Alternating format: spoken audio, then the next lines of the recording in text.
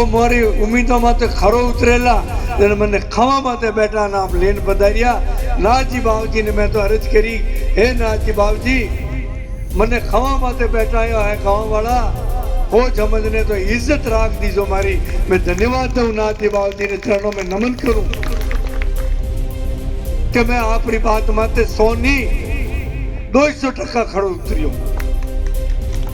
कांग्रेस सरकारी पहली योजना बताओ।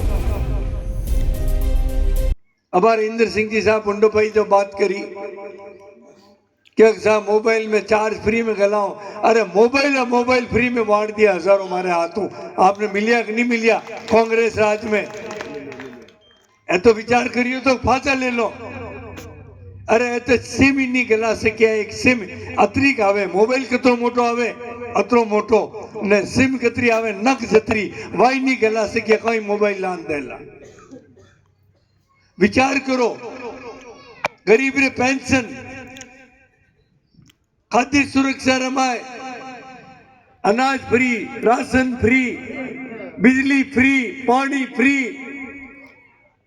और हमें ध्यान रखो 1 मिनट मार दा 1 मिनट दा मारा हम बाड़ो पचे टूक जाओला रेलगाड़ी निकले पचे कोई नहीं वेला पचे स्टेशन माते वाट इस बाड़ो मारी बात ने आप गौर हुण दो। ए जो कांग्रेस की योजना ही राशन फ्री गऊ